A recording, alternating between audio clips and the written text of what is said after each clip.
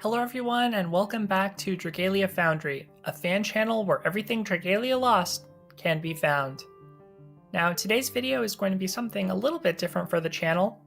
You may have noticed that a lot of my content so far has been fairly scripted and fairly analytical, but today we're talking story and I thought what better time to do something more freeform and conversational and get some experience narrating, since I know that's something I'll need to be doing for Let's Plays or summoning videos in the future. In general, I'm more of a gameplay person than a story person, but there's a lot of exciting details for Dragalia Lost, and I think it's something that has a lot of potential. So without further ado, here we are on the game's official website, and we're going to the world page. Alright, so here we are on the world page, and there's a blurb about the story. I'm not going to read every detail here, and I encourage you to check out the website if you haven't done so already.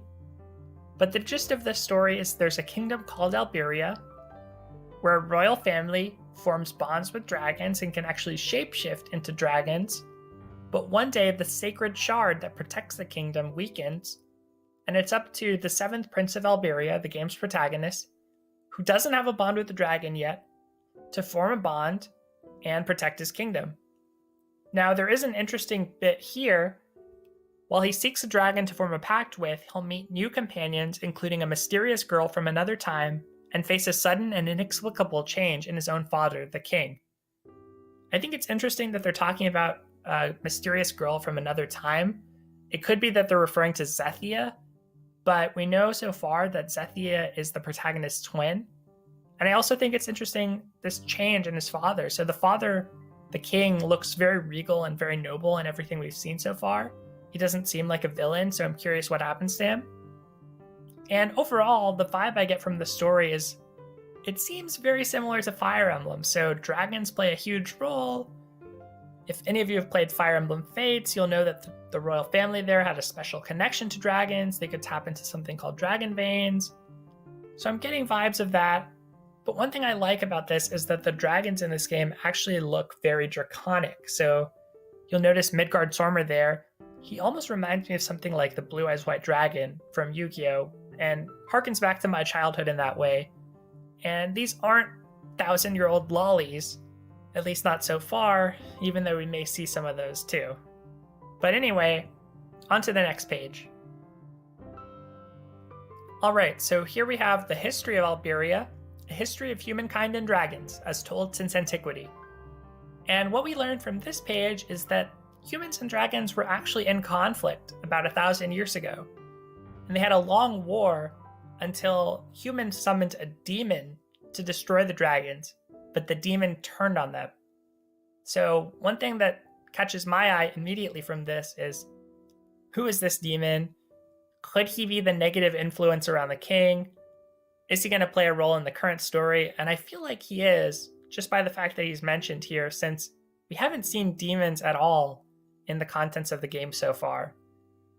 But in any case, in order to stand against the demon, Ilia, the greatest among the humans who would later become Auspex, formed a pact with the holy worm Elysium, the greatest among the dragons. So I think this type of lore and backstory is really cool. I like this either charcoal or pencil artwork to the side. And in Japan, there's actually been a lore video released that we're going to check out at the end of this video, which features a similar style of art. But for now, on to the next page. Okay, so here we have the royal family, the chosen lineage, those who inherit the blood of dragons. And the information here pretty much reiterates what we know so far. One thing that impresses me is there are a lot of geographic details in the game.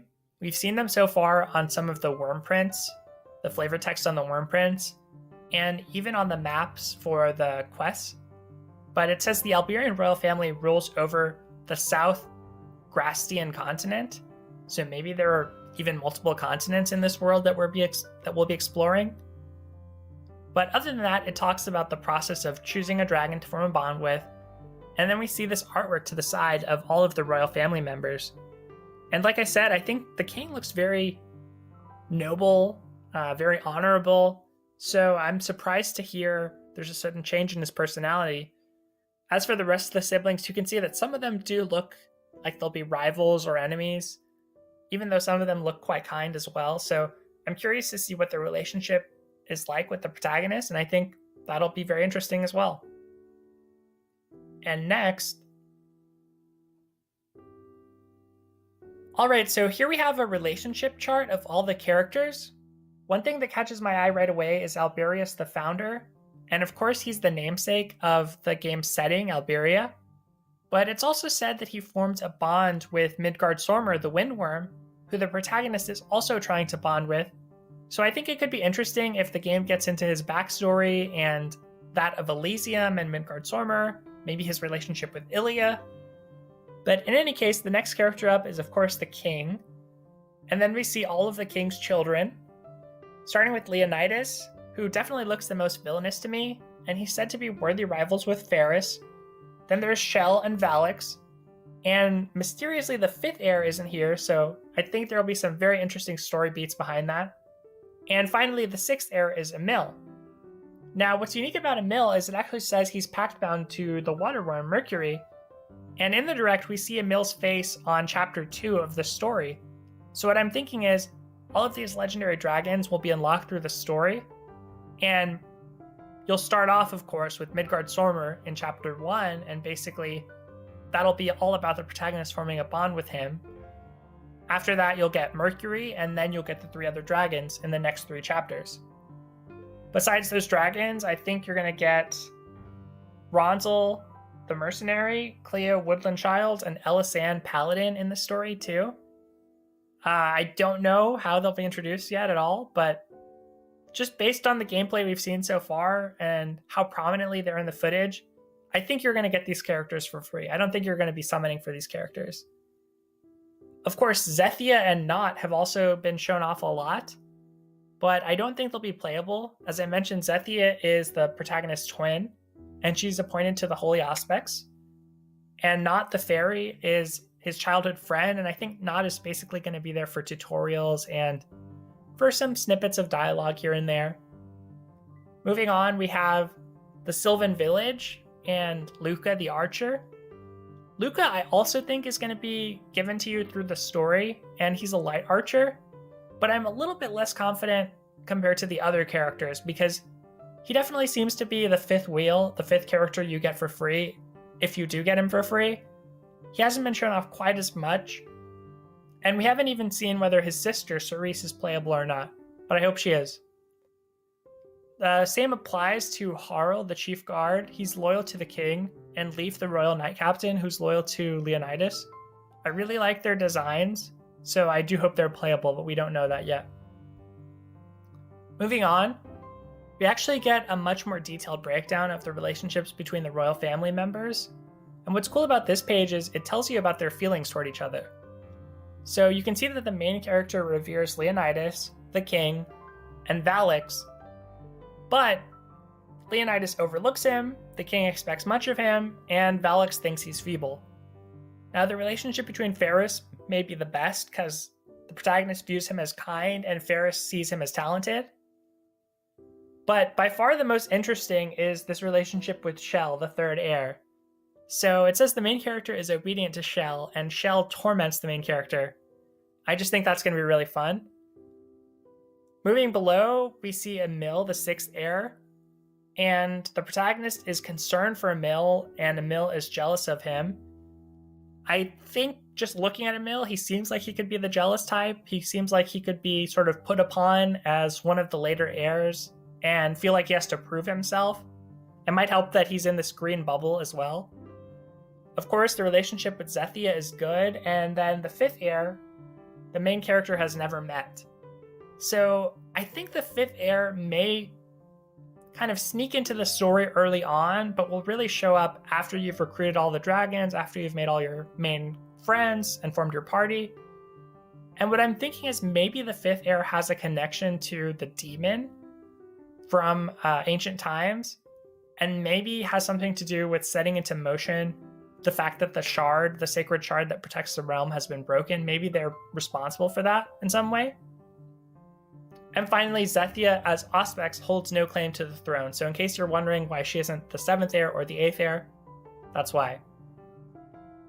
But now, let's move on and actually check out the story trailer that was released for the game. A couple of major takeaways from that trailer. First of all, Zethia disappears as part of the plot of the game. So that indicates to me that she probably won't be playable, but also makes me wonder about who this mysterious companion from another time is. Maybe it's like a time-traveling version of Zethia, or maybe one of her ancestors. And then the second takeaway for me was, you actually hear the protagonist say Dragalia lost in the end of the video. Now, that was always my inclination. The reason I started saying Dragalia lost was basically because of the direct, and that's how it's pronounced exclusively in the direct. So I'm gonna wait and see what the characters actually say if they continue to say the name of the game, but I'm leaning toward Dragalia. That sounds more natural to me. But anyway, besides that, there was also another video released that was a lore video in Japanese. So I wanted to take a look at that as well. That gets more into the ancient history part of the game. So let's move over to YouTube and check.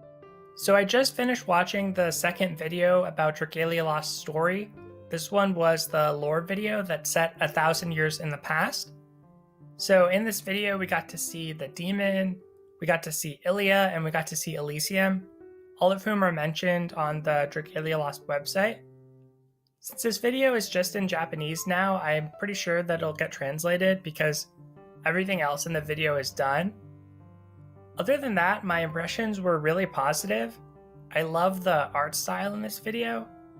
And again, whether it's pencil or charcoal, I really hope that we see this on some worm prints, or maybe during flashbacks in the game. If there's cinematic flashbacks, it could be done in this style. The other takeaway I have is that in both trailers, the music is really good. And I understand that it's done by Daoko, or at least the main theme is done by her. So I'm hoping that there's going to be a few more tracks that we get to hear before the game comes out. But it's all sounding really good. And finally, just my overall impressions on the story are generally positive. I really came into this with low expectations. Like I said, I'm not too much of a story person in general, but especially coming from Fire Emblem Heroes, where the story was a little bit underwhelming, and, not underwhelming per se, but just not really the focus of that game. And even though there were some twists in Book 2 especially, that's not really why I play that game. So I actually think that Dragalia Lost has a lot more story potential, and some of Cygame's other properties have that same kind of potential, and they've even gotten spin-offs like anime. So I think that's the influence of Cygames we're seeing here. And in any case, I'm really excited about just learning more about the story, and hopefully we'll find out a little bit more before launch, but there'll still be a lot of mystery going into the game. With that, I'm going to turn it back to the official site and talk to y'all later. Here we are, back to where we began. So I just want to say, the game, of course, launches in late September. You can pre-register here on the homepage. We've already reached the final goal to pre-register, and everyone will be receiving 1,500 Wormite, which is very cool. But this has been my tour of the website, all the story details, my impressions on the story trailers. I think there's a lot to look forward to. And thank you so much for joining me. If you like this video, I hope that you'll stick around the channel and find other videos you like. And after this, I'm going to, of course, work on improving the quality of the content as we get closer to launch. I expect we're going to get a few more details before launch, but I don't think we're going to really get a huge blowout or anything. So I'm going to just practice with my videos, creating content. So hopefully by the time everything launches, everything will be ready to go. Thanks again, and see you next time.